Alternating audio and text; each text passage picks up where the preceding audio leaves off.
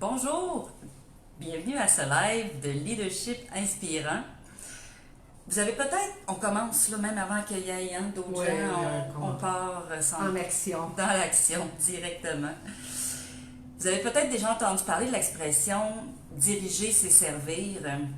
Aujourd'hui, on aborde avec vous le leadership et la spiritualité. Sujet tabou, sujet controversé, sujet qui pose des questions, sujet qui interroge. Où vous vous situez avec ce mot spiritualité? Oui, exact.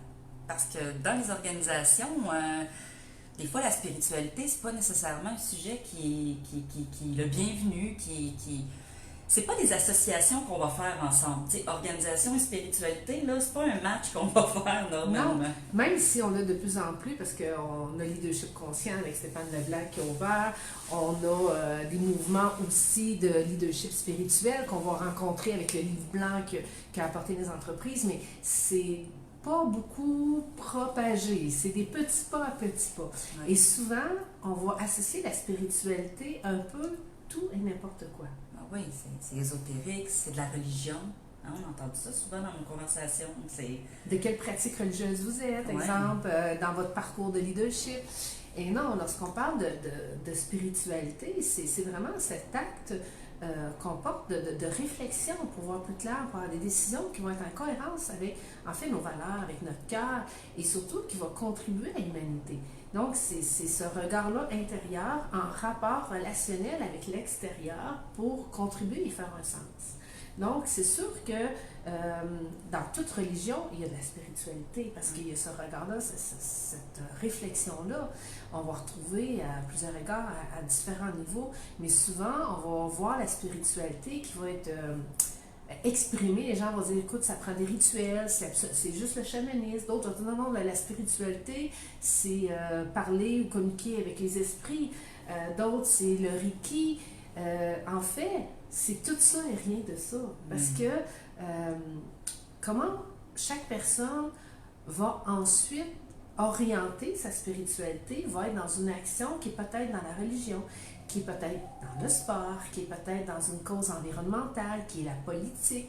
Donc, ça va être différent pour chacun. Mais on ose très peu utiliser ce mot-là spirituel. Et aujourd'hui, avec les églises qui sont en transformation, ou ce qu'ils ont perdu, on le voit, en tout cas au Québec, que les églises ferment, il y a beaucoup moins de gens qui sont là, mais maintenant, ils s'affirment des leaders spirituels. Parce que c'est un petit peu plus... ça passe mieux que de dire leader religieux. Oui, ben, je pense que la religion répondait plus à un besoin ou... Bon, mais en même temps, la spiritualité, le besoin reste là. Oui. Pourquoi les gens adhéraient à une religion? Quelque part, il y avait des grandes questions, il y avait envie de se retrouver, il y avait envie d'apprendre à mieux se connaître. Possiblement, là, je dis ça comme ça, mais la religion répondant à un besoin, aujourd'hui, ça répond plus à ça. Puis pour certains, pour certains, parce oui, qu'il y a encore beaucoup de gens que la religion est très présente, mais ils veulent la pratiquer autrement. Autrement, exact. Avec peut-être moins des cadres rigides que la spiritualité va permettre peut-être de... Mais il faut faire attention, la spiritualité et la religion, c'est pas la même chose. Parce que toi-même, là, dans ton discours, tu viens de... J'ai l'air d'avoir dit ça. Okay, oui, tu comprends? Ouais. C'est vraiment ce regard-là intérieur. C'est la quête de soi. Du bonheur. Tu sais, chacun s'interroge d'où est-ce que je viens, où vais-je, qui suis-je. Tu sais, les artistes, les créatifs, les musiciens, la philosophie, eh bien, c'est toutes ces questions-là existentielles. Est-ce qu'il y en a qui se sont jamais posé de questions existentielles? Mais c'est un peu ça, la spiritualité. C'est cette existence-là qu'on se questionne.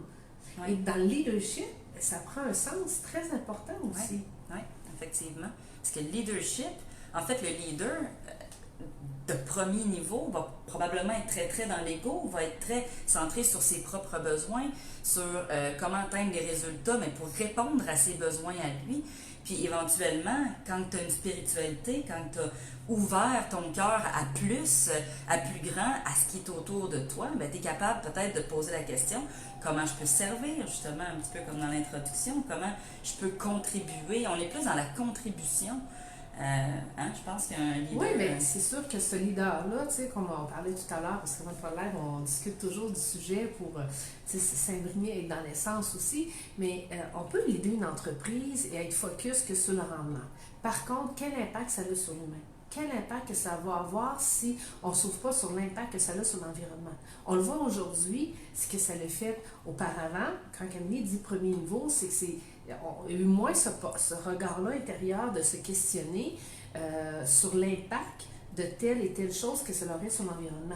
Et là, maintenant, ça ne veut pas dire que la personne n'était pas, elle ne voulait pas se servir, elle ne voulait pas contribuer, mais elle n'était pas consciente.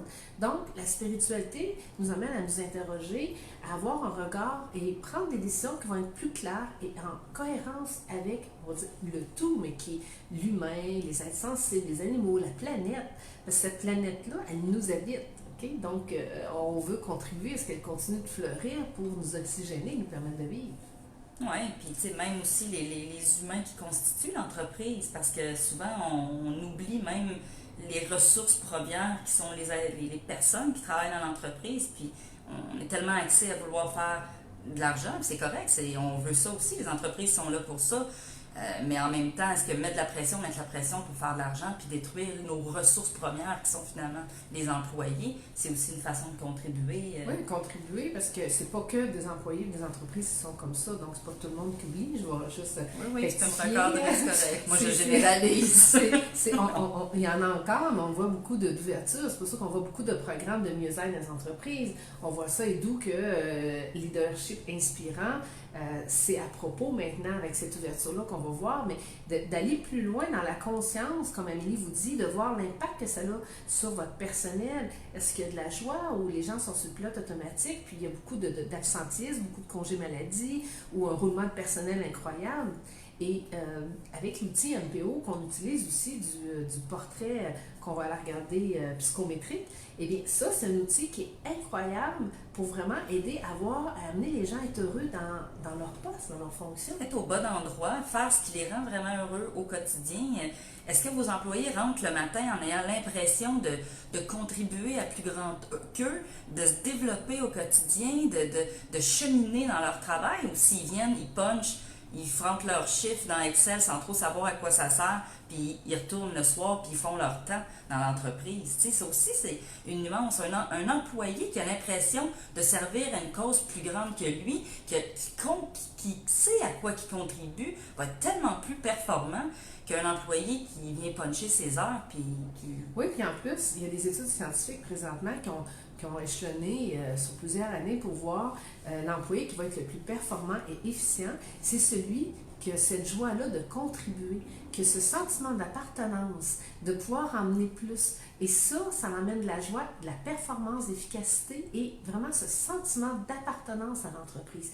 Et le leader inspirant, le leader qui va avoir cette intelligence spirituelle-là, parce que c'est une intelligence spirituelle qu'on va développer, comme l'intelligence émotionnelle, va être capable d'avoir ce rapport relationnel, comme je dis souvent, être capable de se passer de son propre chemin, pour avoir beaucoup plus d'humilité, pour avoir des actions, des décisions et une orientation de son entreprise qui va être inspirante.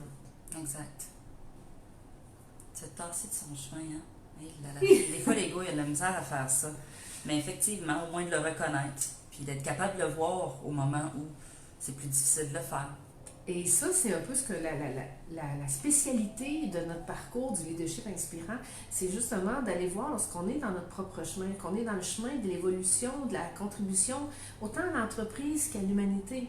Donc, de voir ces conditionnements qui filtrent vos perceptions, vos décisions, que parfois vous ne voyez pas, ou peut-être que vous voyez, mais que vous ne savez pas comment vous défaire ou vous sortir de ces schémas-là. Mais c'est un peu un peu aussi dans cette orientation-là qu'on va travailler dans le leadership inspirant avec votre profil psychométrique.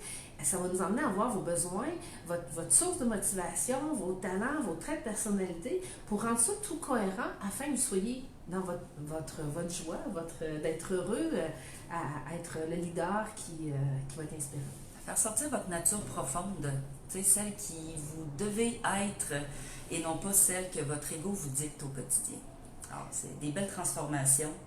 Oui, donc c'est un peu ce qu'on voulait vous parler aujourd'hui. Je ne sais pas comment vous réagissez, quels sont vos commentaires par rapport à ce leadership-là, où on parle d'intelligence spirituelle et qui est là de plus en plus. Comme je vous dis, on va retrouver, il y a même la maison des leaders avec Rémi Tremblay, on voit Stéphane Leblanc, comme je disais tout à l'heure, et il y a d'autres parcours comme ça qui sont en train de se déployer avec leurs spécialités différentes pour emmener un mieux-être vraiment. Et la société québécoise demande, c'est un besoin de cette quête spirituelle-là, de ce questionnement-là, de retourner vers ses racines.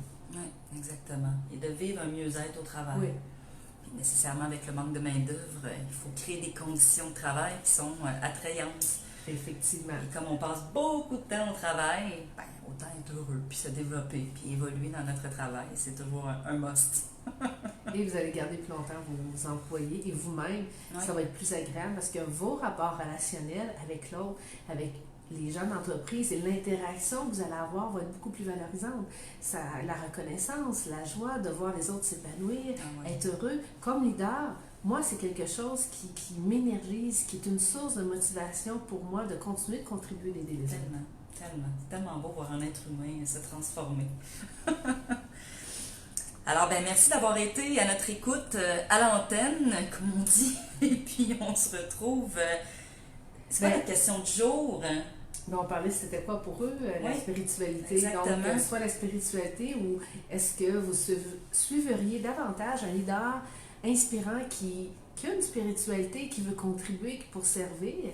Comment c'est pour vous, autant comme employé que comme leader? Et en finissant, vous avez cette question, mais je veux que vous restiez à l'affût parce que, en fait, on a une belle surprise qu'on va dévoiler la semaine prochaine. Oui. Une nouveauté. En fait, une personne qui va se joindre à notre équipe. On est très, très, très heureuse de pouvoir partager ça avec vous dans la semaine prochaine. Donc, ça va se concrétiser cette semaine. Voilà. Et ce n'est que des bijoux, ce n'est que de l'amour encore plus qui va nous permettre de pouvoir mieux vous servir.